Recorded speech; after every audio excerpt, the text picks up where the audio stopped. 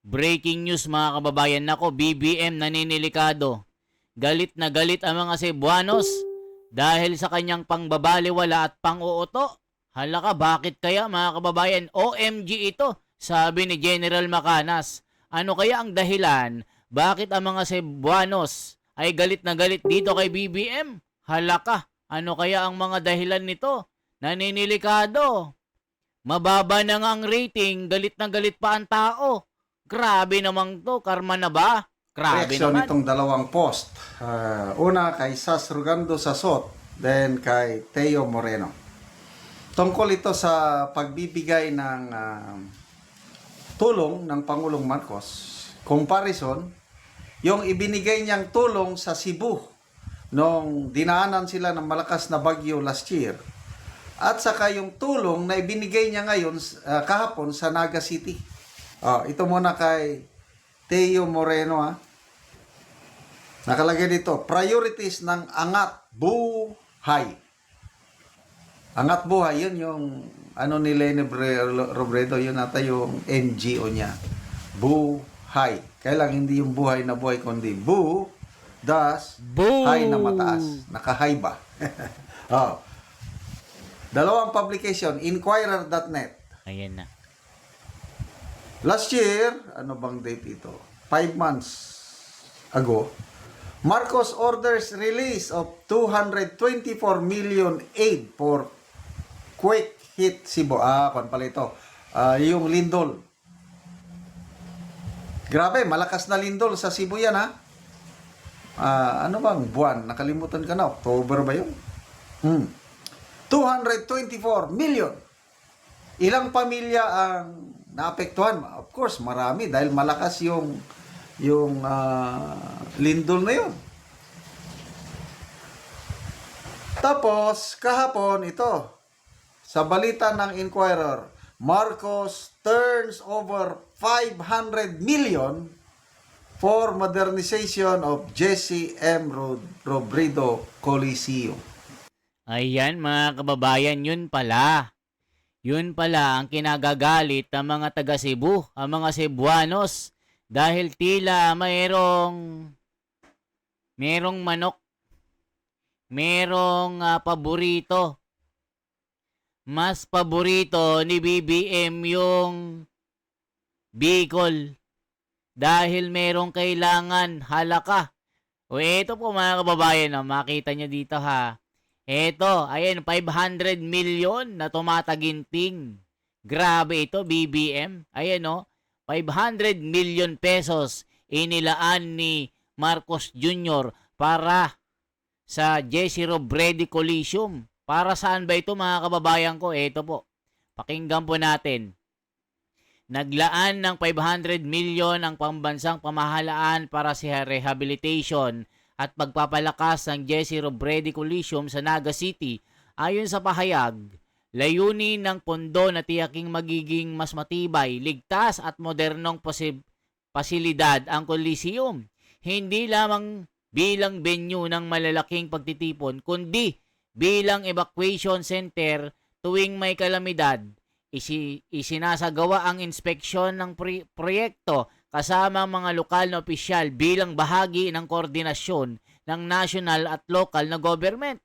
Ang ganitong uri ng proyekto ay maaaring tignan bilang bahagi ng mas malawak na infrastructure at disaster preparedness program ng pamahalaan. Sa isang banda, nakakatulong ito sa pagpapalakas ng kahandaan ng lungsod laban sa lindol, bagyo at iba pang sakuna. Lalo na't mahalaga ang malalaking pasilidad bilang evacuation sites. Maaari rin itong magbigay ng dagdag na oportunidad para sa lokal na ekonomiya sa pamamagitan ng mga events at aktibidad.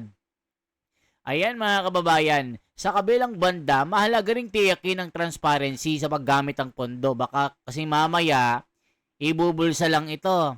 Malinaw na timeline ng proyekto at wastong implementation upang masiguro na inilaan na halaga ay tunay na mapupunta sa pagpapabuti ng istruktura. Kasi mamaya maging ghost project lang ito mga kababayan. So grabe ito, ayan 500 million na tumataginting. Anong sabi ng mga komento dito? Basahin natin mga kababayan ko. Heto po, galit na galit. 350 nasa bulsa, 150 project, halaka. Ito ang sinasabi natin, mga kababayan. Baka kasi mamaya, ghost project na naman ito. Ganyan dapat pagkatapos ng eleksyon, magkaisa para uunlad ng bansa. Yung isa, ganid sa kapangyarihan, ay mga tangalista ito. Ayan na, ha ha ha ha. Easy Huge Amount Act, quick release soon. Ibang congressman, zero budget, halaka. Baka backjob yan. Ang trabaho kasing tulad sa Iligan City, Lanao del Sur. Tinitipid ang mga materyales, placer misamis, nako po. Ayan mga kababayan ko ang mga komento dito. So, ano ba yung sinasabi ni General Macanas dito? Nako po, delikado. Tila may paborito si BBM kaya mga Cebuanos. Galit na galit, halaka. Oh, mga Cebu, taga Cebu. Anong masasabi nyo dito? Oh, ito naman kay Sas Rogando Sasot. 2025, President Ferdinand Marcos Jr. ordered the release of 200 million in aid for Cebu following a 6.9 magnitude earthquake on September 30, 2025, focusing on rebuilding homes and infrastructure. 2026, kahapon, BBM gave Leni Robredo 500 million pesos to renovate Jesse M. Robredo Coliseum. One Coliseum only. Kita nyo yung disparity. Tapos sabi, trabaho lang daw. Oh, ngayon, mag-comment kayo, lalo na mga kababayan natin sa Cebu. Ano ba talaga ang Pangulo? Ano bang priority niya? Tama ba itong nangyaring ganito? Wala namang problema, mag-release ka ng pondo para repair mo ang Coliseum. Kailan kung i-compare mo doon sa mas grabing sakuna, earthquake, 6.9, ilang pamilya ang naapektuhan? Bakit doble kataas ang ibigay mong pondo sa pag-repair ng Coliseum? O ayan mga kababayan ko, kahit sino magagalit dito. Isipin mo, maraming namatayan, maraming mga nawalan ng bahay na inanod at binaha ng bagyo ng mga nagdaan.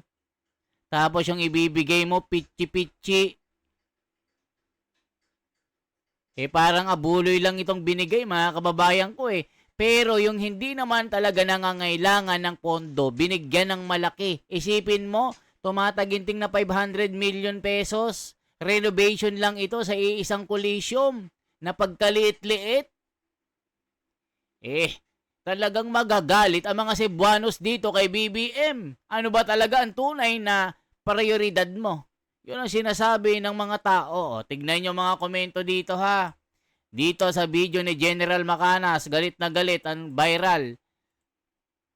Ang pera binigay 500 million kasama na ayuda, pangangampanya. Nako po mga kababayan ko. Dito makita na wala talaga pakialam ang administration doon. Doon siya sa may mapapakinabangan at magagamit niya. Naglalaro naman ang utak sa pulburon. Nako po.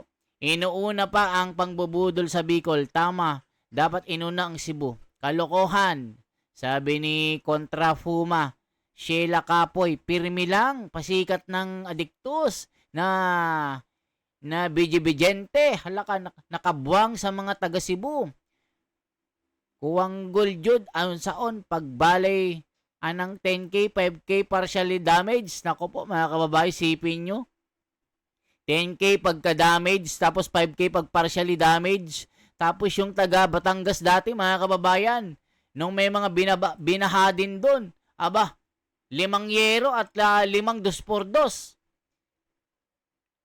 Wala man lang, isipin nyo, 5 2x2 mga kababayan, tapos 5 yero, para daw sa mga nawalan ng bahay. Ang klase. Grabe mga tao dito. Basta taga Luzon, talaga ang Pangulo. Wala yang pakialam sa Visayas at Mindanao. Sa amin sa Cebu, hindi kami umaasa sa BBM. Angag, kurakot, talaga resign na. Hindi na kami makapangbudol ni Meme M. Ngangag, kurakot, talaga resign na. Naku po, sabi ni Lolita Mendoza. Nag-meet ang dalawang cheater, mga trapo. Wala tayong magagawa dyan sa angag na anggulo. Tuyo na ang utak ni. Bigyan ng 500 million para sa museum lang. Samantalang yung kalamidad sa Cebu. Magkano lang binigay? Kupal talaga. Wala talaga sa hulog. Opinion lang po ito. Grabe mga kababayan. Mga taga Cebu. Binyangan parimos ni angag ka. Nako. Panunuhol lang tawag dyan. Kaunsuka eta si Robledo. Pareho lang silang mambubudol. Kunwari ayaw tumakbo. Walang isang salita. Kita nyo mga kababayan ko, nagagalit ang mga taga Cebu. Diba? I don't know. Sabi, wala daw politika. The only political lang daw na ginawa ng Pangulo ay magsuot ng pink na medyas. Ay lang, hindi mo maalis speculation o duda na may nabasa akong post si MG Kiambao Reyes. Ang Pangulo daw, dapat siyang nilalapitan. Yung pagpunta ng presidente na binisita niya ang nakalaban niya 2 beses, na binansagan siya ni Madam Lenin. Sinungaling yan, number 1 sinungaling. Magnanakaw yan. Hindi yan maasahan. Ito namang BBM, binansagan niya si Lenin noon na, cheater! Dinaya ako niyan.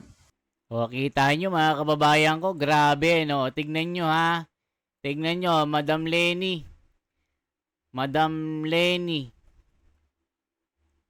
Nakaw na yaman. Nakaw na yaman. Tignan nyo mga kababayan, ha? Marcos debate. Ito mga kababayan, tignan nyo po ito. Talagang nagsasapakan ito sa debate. Meron yan eh. Tignan nyo mga kababayan, ha? Tignan nyo po yung debate. Ito po. Tignan nga natin yung mga debate. O, tignan nyo mga kababayan, ha? Meron dito eh. Tignan nyo mga kababayan. Meron tayong makikita dito. Ito. Madam BBM hindi nakapalag. Nga na lang. Naku po mga kababayan ko. Tignan natin yung mga debate ni Madam Lenny at ni saan dito? Meron dito mga kababayan eh, ito. Nasaan na yun? Debate. Lenny Robredo versus Marcos debate. BBM debate. Ito mga kababayan. Makita nyo po ha. Grabe politika talaga ito. Tignan natin ha. BBM versus Loni ito. Tignan nyo mga kababayan ha. O, tignan nyo. O. O, tignan nyo pati itong pati itong si Melay, binakbakan si BBM. Ito, tingnan. Tatawa ako dito. Kaya ayaw natin sa magnanakaw. Walang may gusto ng magnanakaw. Kung may record ng pagnanakaw, ekis na agad sa gobyerno. Lalo na pag hindi nagsoli. Alam mong magnanakaw ulit. Charot! Ang pilit na ibinabagsak, ngunit lalong namamayagpag. Ang pinakamainit na kandidato sa pagkapangulo ng Pilipinas. Ayan, si Tony versus Melay ito. Si Melay, sinasabi niya magnanakaw. Ito naman si Tony, ninong niya kasi ito eh. Sa Pasalubungin natin ang ating nag-iisang pambato, ang Tigre ng Norte, ang susunod na Pangulo ng Republika ng Pilipinas, Ferdinand Bongbong Marcos Jr. Ayan mga kababayan ko. Ekis na agad. Kaya ayaw natin sa magnanakaw. Walang may gusto ng magnanakaw. Kung may record ng pagnanakaw, ekis na agad sa gobyerno. Lalo na pag hindi nagsoli. Alam mong magnanakaw ulit. Charot! Grabe si Mela yan, ha? Ay, ito. Ito, tignan nyo mga kababayan, ha? Alright. Tignan nyo po ito. How do you feel about BBM debate?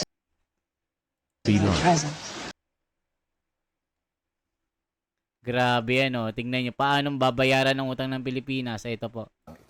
Ako, number one, I will honor the commitments. Kasi nakasalala yung integrity ng bansa natin. Pero sisiguraduhin ko, I'm sorry. Go ahead. sisiguraduhin ko na yung inutang natin, lalo in the last few years, na dun talaga tumambak yung utang natin, sisiguraduhin ko na yung perang Ito, mga kababayan. May ito, mga kababayan. Maganda ito. May debate ito. Why Bongbong Marcos will never attend debate? Ito po. susundin. Pero meron pong dalawang judgments, yung US Court saka yung Singapore Court, na ino-orderan po silang ibalik Kaya na nanakaw nag-aaway na sila. yaman. Hanggang ngayon po, hindi pa din sinusunod. Hindi ang pamilya ko ang humahad lang sa pagbayad ng compensation sa human rights Hindi po yan claimant. totoo. In fact, yung ating pong gobyerno, gustong-gusto nang mapabayaran yung ating human rights victims. Pero makaunti pa lang nga po yung nako-cover ng judgment ng court. Ang dami pa po nilang natatagong yaman at nakikita po natin yan sa pagbuhay nila ngayon. Senator Bongbong is not being honest with you. Dalawang administrasyon, kay ERAP at kay GMA, kaya sila kumampi para nga malakad yung kaso. 1 billion pa ang pending sa court na sila naghahadlang na mapunta na sa gobyerno ang $1 billion. Okay, Go ahead, ma'am. Kita nyo mga kababayan ang mga debate. Kita nyo po, nagdidebate Madam Lenny. O, tignan nyo, masaya ba kayo sa alyansang LBM? Nako po, mga kababayan ko. Saan kayo nakakita LBM, nag-aaway, tapos biglang suka? Nako po, mga kababayan ko. O, eto na yung tawanan na ikinagalit ng mga DDS. Ay, nagagalit. Anong gagalit DDS dyan? Wala talaga. Eto. The lack of remorse. In an interview, you said that the lack of remorse from Senator Marcos is worrisome. Exactly what do you want to hear from him? Alam mo, Pia, yung apology, voluntarily given yun. Hindi natin yun pwedeng ipilit sa kanya. Pero yung sa akin, yung recognition ng maraming kamalian in the past. Kasali doon yung hidden wealth na hanggang ngayon hindi pa din natin nakukuha. At yun ay nakaw yun sa taong bayan. Hindi yata natatama na i-acknowledge lang yun. Kailangan ibalik yun sa atin. So now this is going to be a Marcos versus Robredo fight. Go ahead, Senator Marcos. Senator Marcos first. Me? Can I? Yes. Do I speak? Lahat ng mga question, lahat ng mga issue na binabanggit tungkol sa hidden wealth ay naging bahagi na ng mga iba't ibang kaso sa korte. At sa korte kung ano man ang iuutos, kung ano ang paghusga sa ganung mga issue ay susundan naman namin. At maliwanag na hindi naman kami lumalabag sa mga order ng kahit na anong court. At ayan, nakita nyo, nagdedebate sila, pero ngayon, grabe, para silang, ewan ko ba mga kababayan, ano kaya itong nangyayari? Di ba, ngayon, sanggang dikit na yung nag-aaway. Nako pa, nako. May nangangailangan kasi, gustong maging pangulo yan, no, mga kababayan, no? Ngayon, 500 million lang ang katumbas, ang prinsipyo. Madam Lenny, binaliktad mo na ang prinsipyo mo. na dating lumalaban sa korupsyon, ngayon kakampi na.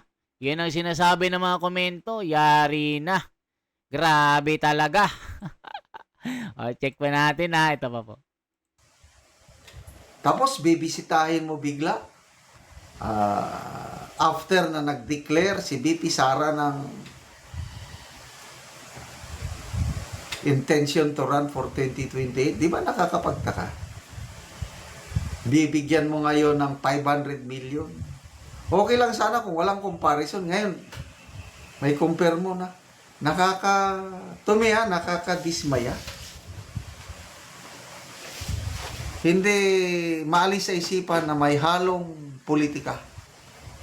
Dahil, according to MG Kiambao Reyes, yung post, dahil bulusok na ang rating ni BBM, ito is an strategy para ipakita na ang Marcos administration, ang Pangulo is hindi siya namumulitika na kahit kalaban niya dati sa tinutulungan niya. So ang target pa rin dito is para aangat ang image niya na he's a good president. O, ayan mga kababayan ko. Grabe, 500 million lang ang katumbas ang prinsipyo ni Madam Leni. Isinuko ang Bataan. Bumait agad samantalang sinasabing magnanakaw dati. Ano masasabi niyo mga kababayan ko? 500 million lang ang prinsipyo ni Madam Leni. Binigyan lang ng 500 million. Okay na, bati-bati na. Wala na yung debate dati na sinasabihang magnanakaw, graft and corruption, hidden wealth. Ngayon, wala na. Binigyan lang ng 500 million. Ano masasabi nyo? Kain suka? Kain tubol? Halaka. Grabe ito mga kababayan. Sabi ng mga komento. For transparency, for a better democracy, mga kababayan, mabuhay po ako si The Wonders Philippines. Salamat sa inyong suporta.